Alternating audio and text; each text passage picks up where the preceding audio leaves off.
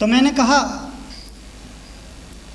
परमात्मा तुम्हें तो माफ़ कर सकता है, लेकिन तुम्हारे पापों को माफ़ नहीं कर सकता, तुम्हारे गुनाहों को माफ़ नहीं कर सकता, तुम्हारे अपराधों को माफ़ नहीं कर सकता, तुम्हारे कर्मों को माफ़ नहीं कर सकता। यदि एक व्यक्ति सड़क पर बलात्कार करता है, चोरियां करता है, लोगों को लूटता है, डाका डालता है, रिश्वतखोरी करता है, स्मगलिंग करता है, तस्करी करता है, 1000 रुपये कमाता है और 500 रुपये अगर भगवान को चढ़ा देता है और कोई भगवान, कोई परमात्मा वो 100 रुपये से प्रसन्न हो जाता है, तो मेरा मन उस परमात्मा को मानने के लिए राजी नहीं है। मेरी आत्मा उस परमात्मा को स्वीकार करने के लिए राजी नहीं है। मेरा मन उस परमात्मा को स्वीकार करने के लिए राजी नहीं है जो गलत तरीके से आए हुए 100 रुपये को पाकर के खुश हो जाता है, प्रसन्न हो जाता है। परमात्मा गलत तरीके से कमाई हुई धन को कभी स्वीकार नहीं करता है।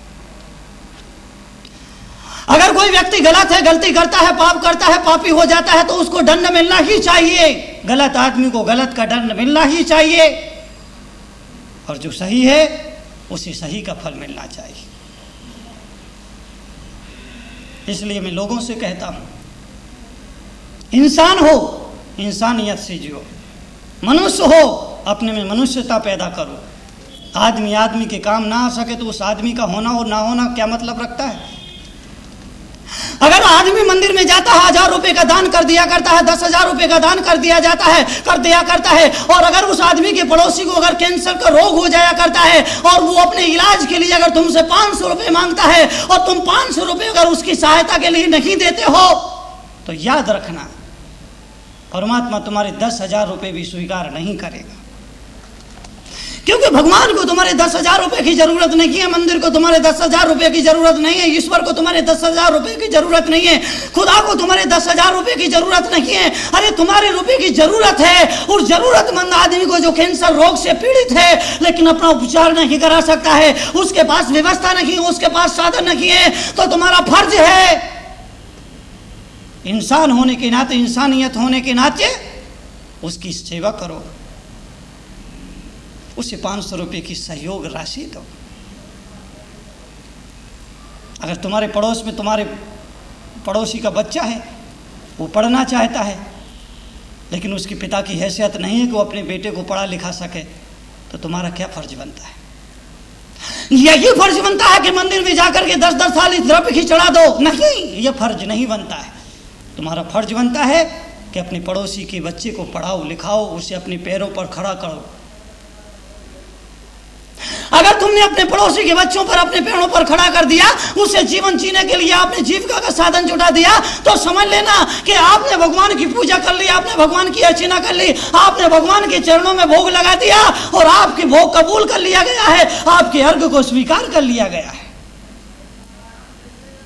तुम्हारा फर्ज क्या है? रोज सुबह शाम भगवान के चरणों में 56 तरह के व्यंजन चढ़ा दो, 8 थाली भर भर के अष्टद्रव्य चढ़ा दो? नहीं, तुम्हारा फर्ज है इंसान होने के नाते, मनुष्य होने के नाते, ईश्वर का पुत्र होने के नाते तुम्हारा धर्म है, तुम्हारा फर्ज है। अगर तुम भोजन करने के लिए बैठे हो और तुम्हें ये पता चल जाए कि आज तुम्हारा भाई भूखा बैठा है, तो अपनी थाली का आधा भोजन अपने पड़ोसी भाई को दे दो, अपने साधर्मिक भाई को दे दो, तो तुम्हारी पूजा स्वीकार हो जाएगी।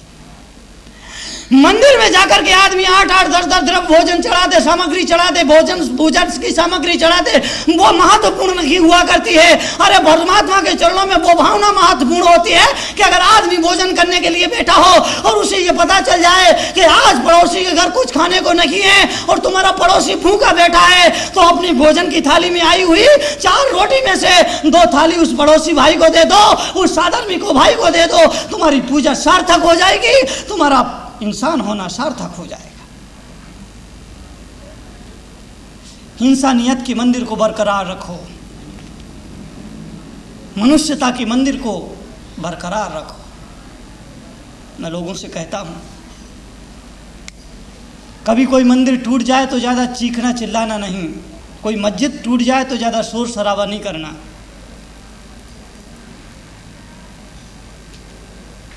मंदिर टूट जाए तो ज्यादा चिल्लाने चीखने की जरूरत नहीं है, मस्जिद का मीनार टूट जाए तो ज्यादा शोर शराबा बना की जरूरत नहीं है। अरे मंदिर टूट जाएगा तो फिर बन जाएगा, मस्जिद टूट जाएगी तो फिर बन जाएगी, लेकिन यदि मनुष्य टूट गया, मनुष्यता टूट गई, इंसानियत टूट गई, तो फिर इंसानियत दोबारा नहीं बन पाएगी, मनुष्यता दोबारा नहीं बन पाएगी।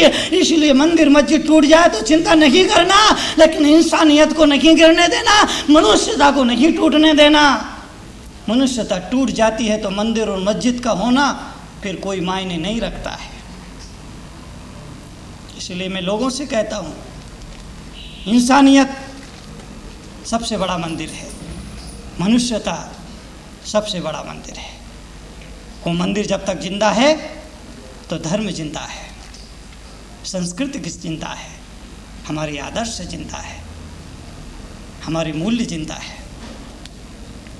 भारत जैसा मुल्क हजारों साल के बावजूद भी अपनी वजूद को बना करके रखता है, अपने अस्तित्व को बना करके रखता है, अपनी अस्मिता को बना करके रखता है। तो उसकी वजह जो मुझे समझ में आती है वो वजह केवल यही है कि इस मुल्क के संस्कार, इस मुल्क की परंपरा, इस मुल्क के आदर्श, इस मुल्क के मूल्य जो दुनिया को यह संदेश देते हैं कि मनुष्यता को बरकरार रखा, बना करके रखो, मनुष्यता को अपने आप में जागृत करके रखो,